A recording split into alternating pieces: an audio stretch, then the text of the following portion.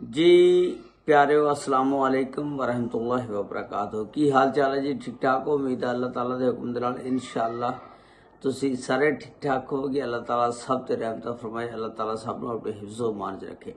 अज दे vlog दे विच मैं तुहानूं दस्सांगा कि सऊदी अरब दे विच एक ऐसी जादूगरनी पकड़ी गई आ कि जिहदी वीडियो बहुत ज़्यादा वायरल हो रही है और उन्हें एक खौफ पैदा करता सऊदी अरब के जिन्ने भी अरबी लोग सी उन्हां दे विच। ते उहदी मुकम्मल तफसीलात अज दी इस वीडियो दे विच मैं तुहानूं दस्सांगा कि वो औरत किस मुल्क दी आ ते किवें फड़ी गई आ।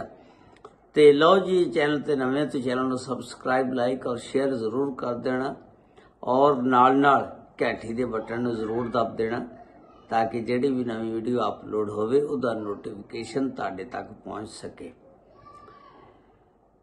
सऊदी अरब दे विच एक ऐसी औरत जादूगरनी फड़ी गई जिन्हें बहुत खौफ और हरास फैलाता।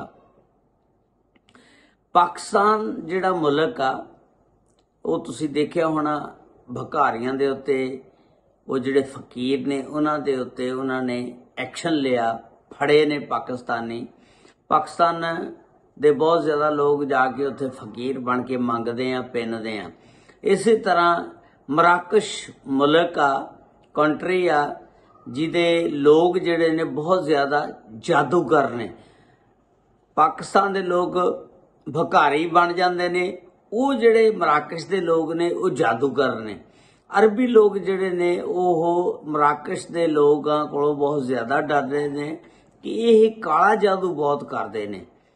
ते इस तरह एक औरत हुंदी आ मराकश दी, ते ये काले जादू दे बड़े माहर आ लोग।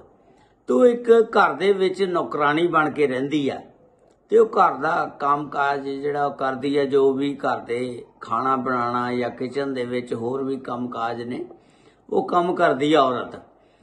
अच्छा, वो सारे खानदान नूं, अरबी खानदान नूं ना उहदे उत्ते शक सी भी ये ना जादू करदी आ ते जादूगरनी आ।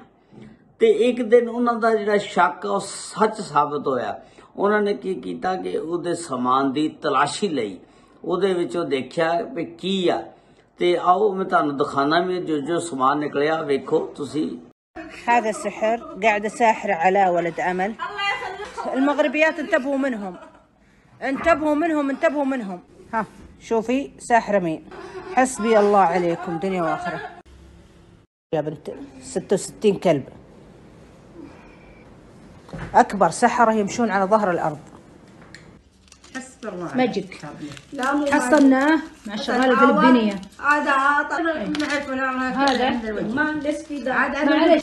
حسب الله هذا اللي كان كويس. جمعت هذا وشو هذا سحر، يعني قد ما تعطونها فلوس।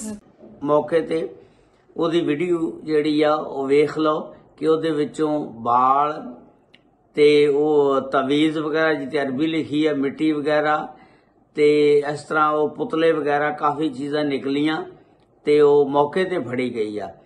ਤੇ ਉਹ ਜ਼ਾਹਰ ਆ ਹੁਣ ਸਊਦੀ ਹਕੂਮਤ ਜਿਹੜੀ ਆ ਉਹਨੂੰ ਪਕੜ ਕੇ ਉਹਦੇ ਖਿਲਾਫ ਜਿਹੜੀ ਵੀ ਕਾਨੂੰਨੀ ਕਾਰਵਾਈ ਕਰਨੀ ਆ ਉਹ ਕਰੇਗੀ।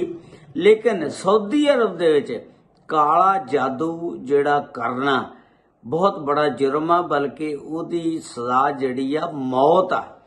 ते जादू पाकिस्तान दे विच भी बड़े जादूगर ने लोग, एक दूजे ते रिश्तेदारां ते कोई भैण भरावां ते कोई किसे ते जादू कराई रखदा।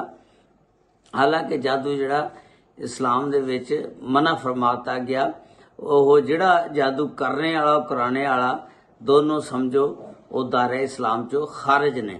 इस वास्ते जादू आ काला जिहड़ा ना इहदे तो बचना चाहिए, इहदे नेड़े नहीं जाना चाहिए। काला जादू इस तरह का है कि इहदे विच अल्लाह माफ़ी दवे, अल्लाह माफ़ करे, अस्तगफिरुल्लाह दसदे ने कि कुरान मजीद दे लफज जिहड़े ने उल्टे लिख के ते इस तरह का कोई काम हुंदा। अल्लाह माफ़ करे, अस्तगफिरुल्लाह, अल्लाह शैतान दे शर तो महफूज रखे।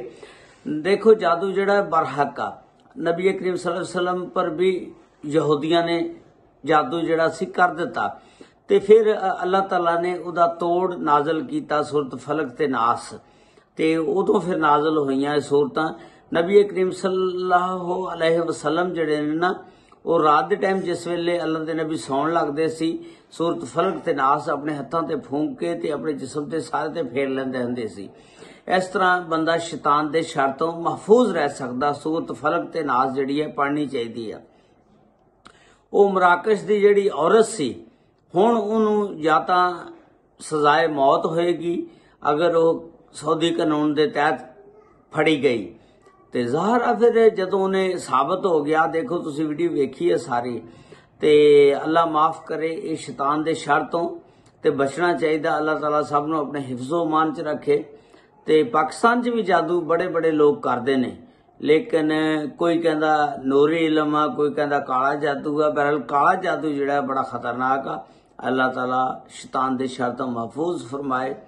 ते इहदे तो बचण वास्ते ही आ भी 5 वक्त की नमाज पढ़ो, घर दे विच कुरान मजीद की तलावत करो और ऐतल कुर्सी दा विरद करो, सूरत फलक ते नास जिहड़ा इहदा विरद करो।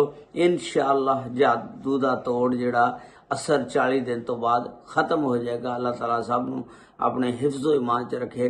अस्सलामु अलैकुम व रहमतुल्लाहि व बरकातुहू।